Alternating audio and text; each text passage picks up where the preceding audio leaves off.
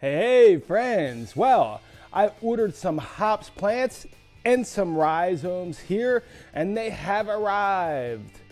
But I don't really have a big area to plant my hops, or I'm probably going to move next year, so I really don't want to plant these in the ground forever. A question I get every year: is it possible to grow hops in pots? Well, the answer simply is yes. Now, is it easy? Well, the answer simply is no. So, today's tip number 57, Max Raphael here from Hops World. How do we grow hops in pots? Let's do it.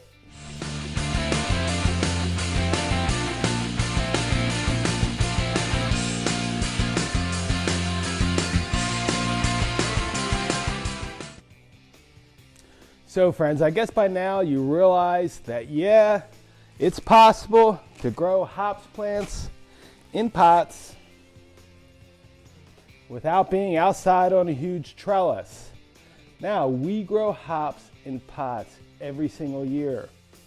We grow some plants to full growth till they flower so we can pick the cones. We never really try to keep plants year after year after year in pots. We more plant them to test, but you can keep them year after year if you do proper maintenance on your plants. I did do a video on how to prepare your plants in pots for winter. Check that out. Now, this pot here is a little 1 gallon pot, and we do put plants in here temporarily, typically just to grow them up. This is our Neomexican male Rocky, and this actually was a rhizome that we took from our mother plant. Well, let's say our father plant, whoops, and we planted a couple months ago. So it's growing now, and it's going definitely to have to be transplanted shortly. Here is a cashmere plant. You can see it's about 6 feet tall, has 3 or 4 vines growing up it, also in a 1 gallon pot, and definitely going to have to be transplanted very shortly. We were just saving this till spring, another few weeks. This baby's going outside. Now, this plant here on the side and this plant over here are both in larger pots or vases. And as you can see, these plants are very huge. All of these plants now, it's wintertime, have been under a grow light. But you can do the same thing outside, planting in the spring and letting your plant grow. Okay, so if you watched my prior video on how to store rhizomes until you're ready to plant them, it's pretty simple. We can just wait and let the rhizomes stay in hibernation. Our hops plant arrived and it's nice and small. But what happens if we keep it without planting it for another couple weeks? Well, this is what happens. Ba-bam! 2 weeks later, folks, 15 days. Here we have a plant out of control. I definitely have to give a shout out to Julie Kane, the self-professed crazy hops lady from Sandy Ridge Farms. If you're looking for great hops plants, folks, highly recommend it. Thanks a lot, Julie. So, this plant is way ready to transplant, way ready to go in the ground. But we're not going to keep this plant in the same spot forever. So we're going to plant it temporarily in pots, and that's the most important thing that we need to talk about, is the kind of pot that we're going to use to plant our hops. So let's do that. Well, the first pots we're going to talk about is a pot like this, which is a 1 gallon pot, and this is our Neo-Mexican male Rocky. And Rocky was a wild male found from a friend of mine, and he gave us a plant. We took a rhizome from the original male, the father, and we planted it in this small pot about a little over 2 months ago.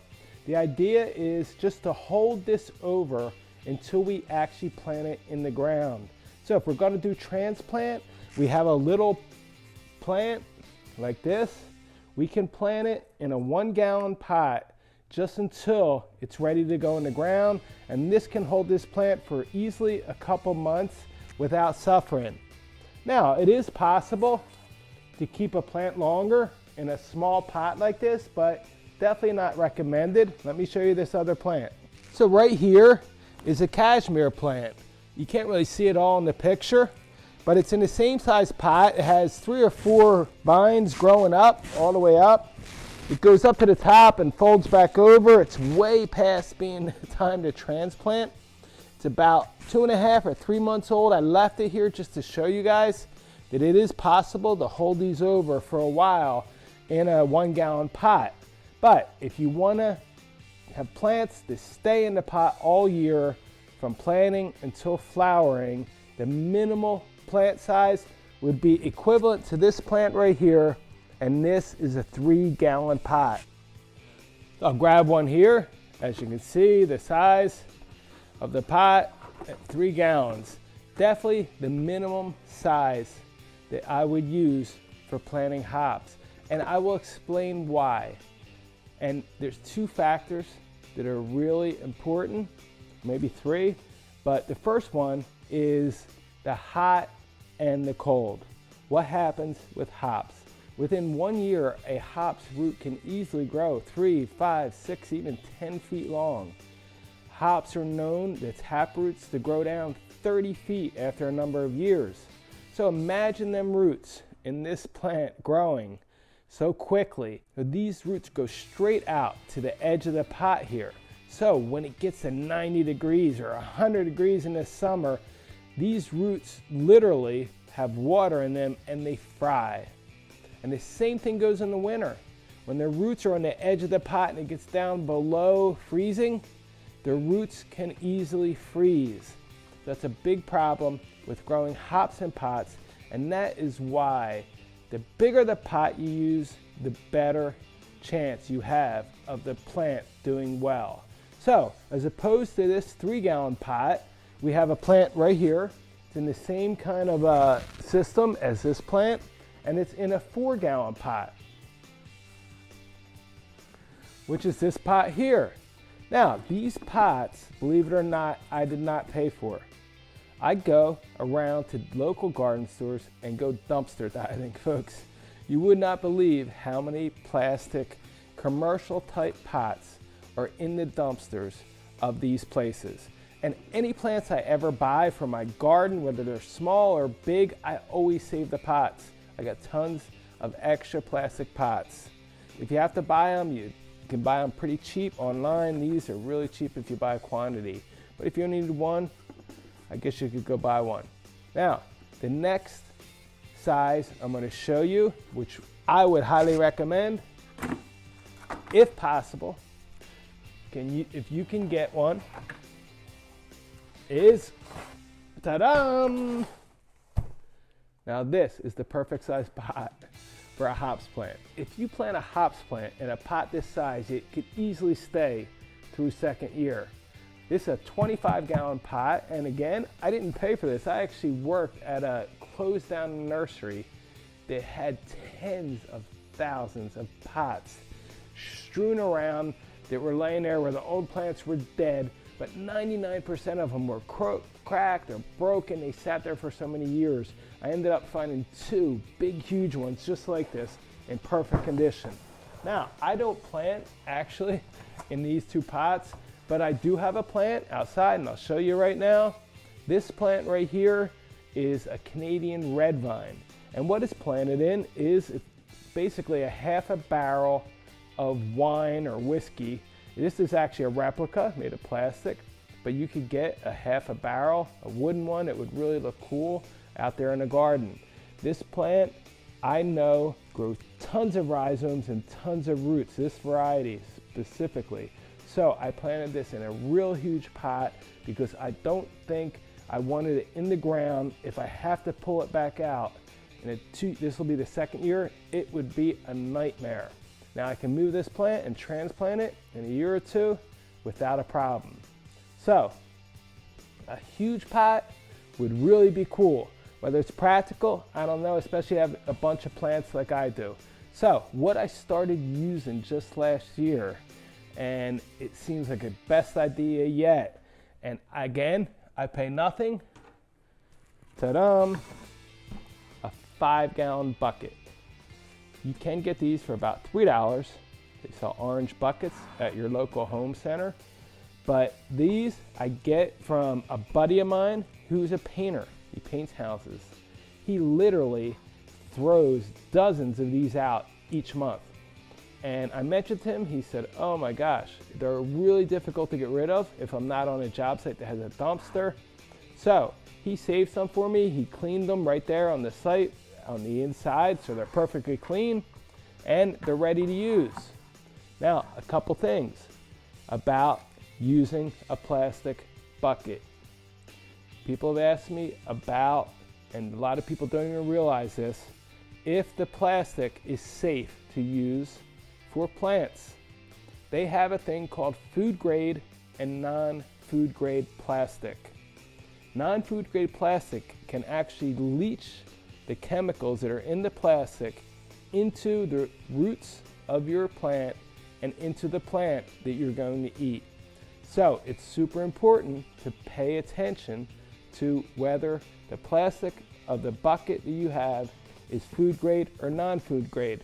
So I figured for sure this is a bucket made for paint. It's got to be non-food grade. Well, how do you check? Everything that you ever are going to use for food, little Tupperware containers, they have the same mark, and it's always on the bottom of a bucket. And I even checked the orange buckets I got at the home center. They have the same mark. You know where it is? It's right here. And I'll zoom in on that in a minute. You can see it's a little triangle with a number inside. And that number means everything. Basically, the number 2 is the number that you most want. My little Tupperware containers both have number 5 from 2 different brands.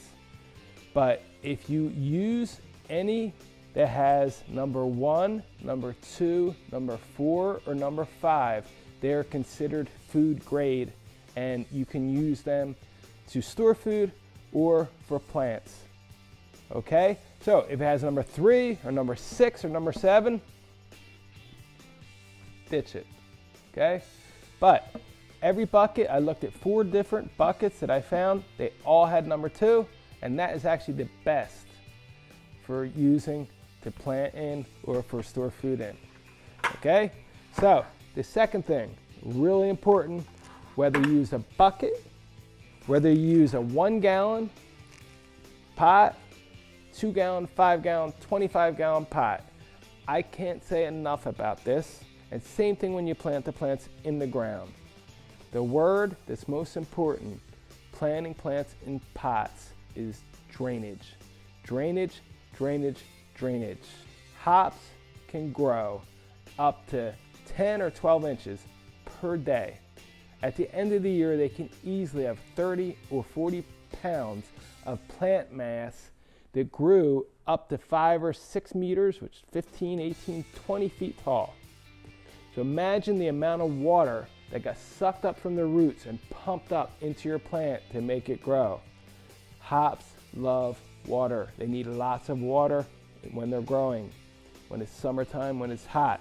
But the thing that they really need more than water is drainage. Drainage, drainage, drainage. I say it again.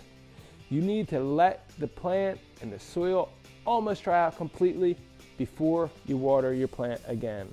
It's really easy, folks, to kill a rhizome or a baby hops plant when it's young, especially by drowning it. A hops plant after a year or 2 is really difficult to kill, but when they're babies, they're really easy and can be fragile. So if you look at my bucket, I put 6 or 8 holes in the bottom of every bucket simply with a drill and drill some holes. Now, the other thing that I started doing 4 or 5 years ago is if you look on the outer edge of this bucket, I have at least 10 or 12 holes right at the bottom, right around the edge on the sides of the bucket. And why do I do that? I found down in Sao Paulo in Brazil, I had a bunch of plants in little buckets similar to this, the black ones that I showed you, 3-gallon buckets, 2 and 3 gallon. And when the plant was full of water and sitting right on the pavement or the concrete, the water wasn't draining out of the plant because the holes were being covered. Seems logical. And the plant was staying really wet on the bottom in the dirt and the bottom of the plant for days. If I moved the plant, it was still wet because the water was not draining out. That's when I started putting holes in the sides and the bottom. That way the water drains out the side. Now, if you don't have a way to put more holes, 99% of buckets or pots come with holes. If they don't, you definitely need to put holes some way. If you don't have a drill to put holes in the side, it's okay. What I would do would be raise the bucket a hair and put a couple blocks, 3 bricks or something, and keep the bucket off the ground slightly. So the third thing I'm going to talk about with pots is black versus white. Yes, folks, the color of the pot is really important. In a recent test between a black roof and a white roof, a black roof was 30 degrees hotter. Imagine 90, 100 degrees in a black pot and your roots touching the side of the pot. You're literally going to fry the roots. And in these plastic buckets, which are white, the temperature can go down difference of minus 30 degrees Fahrenheit. And there, my hops plants will be much happier in the heat of the summer. So the color of the pot is really important, folks. I've even seen people paint their black pots white. So that's everything you need to know about the type of pot or vase or bucket that you can use to grow hops. Now, let's get to planting. All right, so we're ready to plant. We have our pot, we have our perlite, we have our soil mix. Here we have our plant and we have our rhizome. So the beginning to get the pot ready is the same for the plant or the rhizome. The only difference might be the level of the soil in the pot before we put the plant or rhizome in the pot. So how we start out is we fill the pot just above the level of the holes on the side with perlite.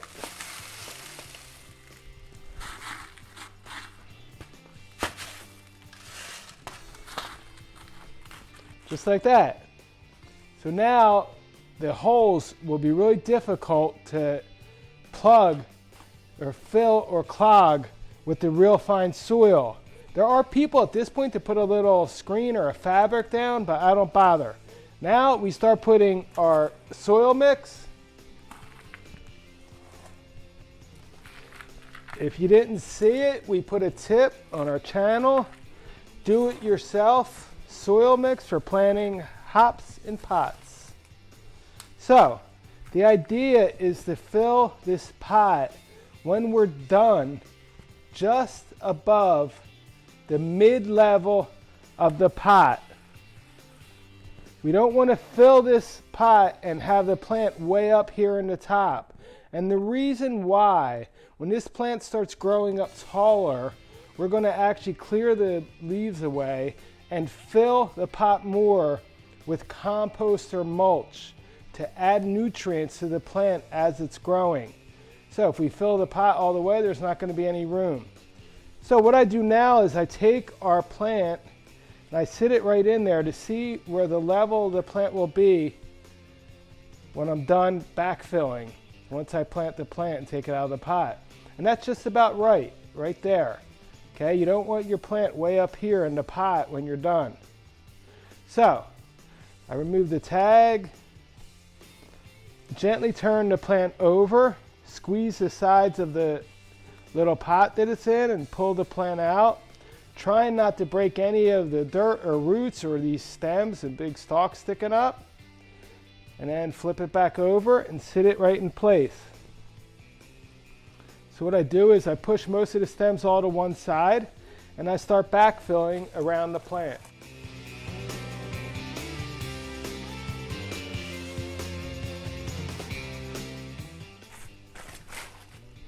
So I want to get the level of the soil right at the level of the top of the crown of the plant.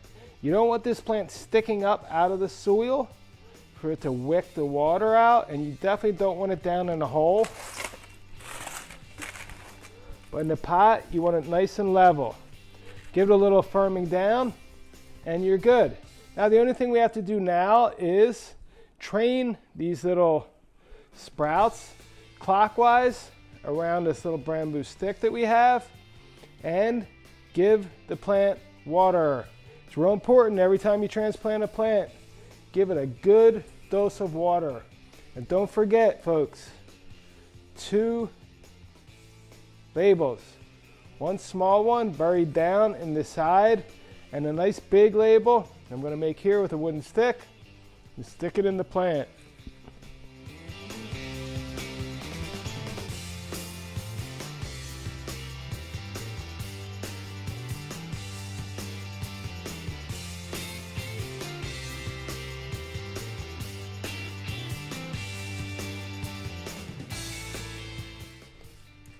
Okay, now to plant our rhizome.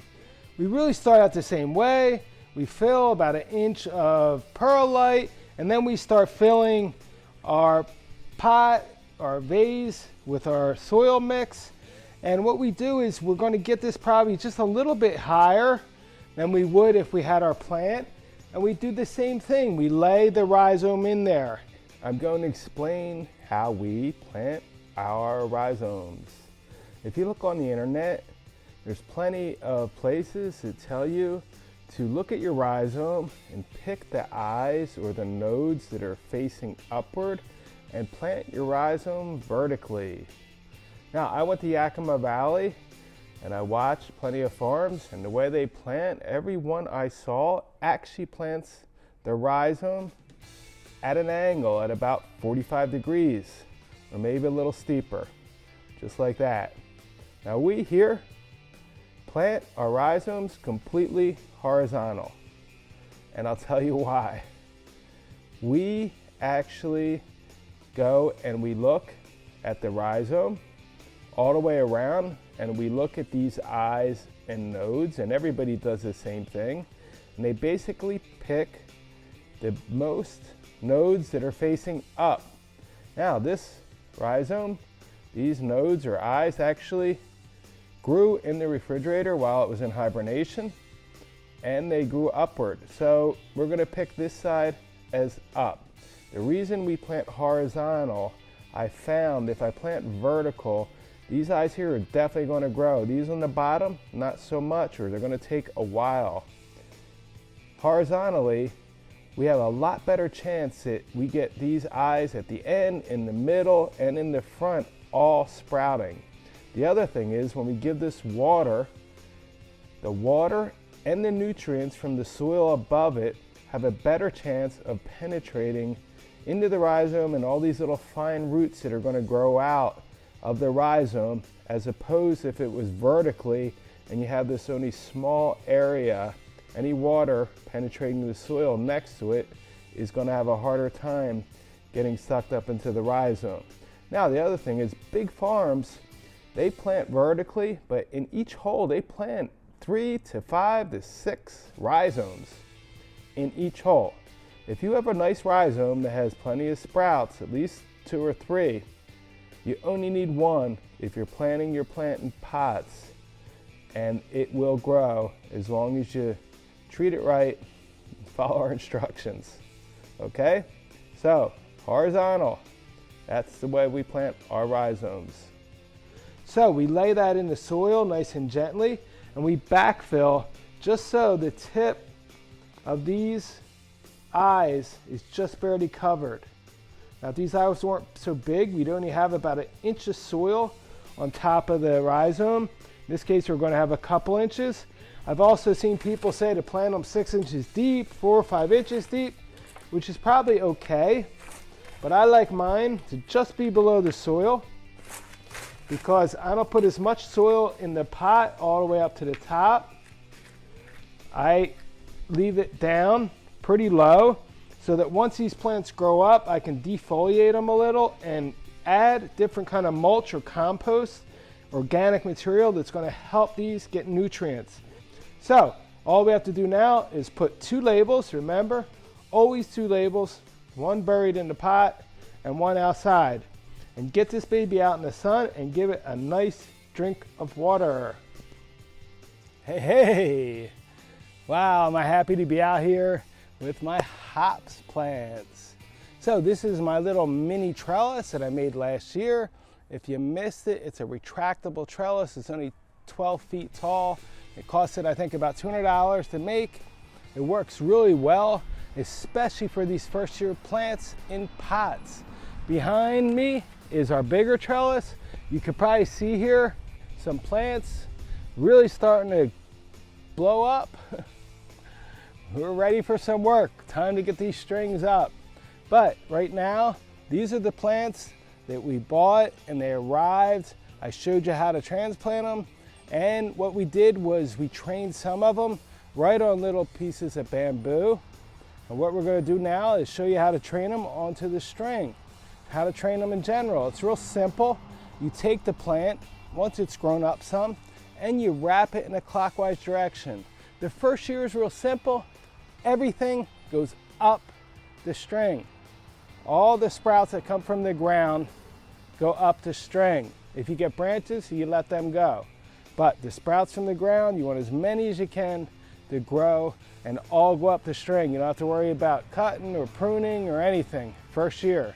So what we do real simply, we take the plant off of the bamboo and we wrap it around the string. Again, in a clockwise direction everywhere around the world. Doesn't matter where, they always go in a clockwise direction. And the plant will start grabbing a hold and growing up the string all by itself. So we don't need this anymore. Now, a couple things I want to talk about. If you look underneath this plant, I put this here. It's actually a piece of slate. Why is it here? Because the roots of a hops plant in the first year, definitely in the second year, will start growing down into the ground. Now for me, that's okay. I take this slate out. If you don't want your roots to go into the ground, put something underneath. People say to put a plate, but a plate holds water. So I prefer a slate or a flat rock or a little patio block where the water will drain. I let the roots go down in the ground because they're going to get nutrients. They're going to get water. And the plant's going to love you for it. If I need to transplant the plant, I just cut them roots. It's really simple to cut them.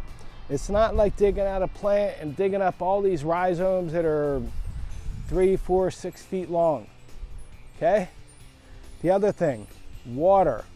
When you first put these plants out here, be real careful, especially if they're brand new rhizomes. They're really easy to kill with too much water. A hops plant loves water, but they need to dry out. Okay? So make sure you stick your finger down a couple knuckles deep and make sure that the soil is dry all the way down, or pick the pot up. Make sure it's nice, almost dry. Okay? Doesn't have to be totally, but almost dry. Don't plant your plants on the hottest day of the year when it's bright sun. Try to pick a nice cloudy day where it's nice and warm, and don't pick a day where it's going to rain for the next 3 or 4 days straight. Okay? You should be good. So this is a little trellis. You don't have to use a trellis like this. You could tie a string up against your house, up against your garage, best in the northern hemisphere, a south facing area so it gets sun all day. These plants love sunshine. You can be even against a fence. It's not that tall. You wouldn't believe how our cluster plant grows up the fence all by itself and starts going horizontal and goes crazy. Put a little video on here of it. Check it out. But it is possible to grow even at an angle. These plants easily grow at a 45-degree angle all by themselves. We have at every anchor, most of the anchors anyway, and we're planting more this year on our anchors, the plants that grow straight up the anchor string that's at a 45-degree angle. Okay? So, now you know everything we do to get the plants in the pots, get them out here in the hop yard, and get them growing. Hope you liked our tip this week. Don't forget, next tip's going to be planting the hops, rhizomes, and hops plants right in the hop yard. I'll show you how we do it in our big hop yard commercially, how they do it in big hop yards out in Yakima Valley with rhizomes, and how we do it right here, both in one little plot, if you're only planting one plant, and right in your lawn, right in your garden, and right here in our raised bed hop yard. So stay tuned for the next tips if you like. Hey, subscribe to our channel. Tell your friends. Lots of good tips. Help support us, friends. Appreciate it. Cheers to life.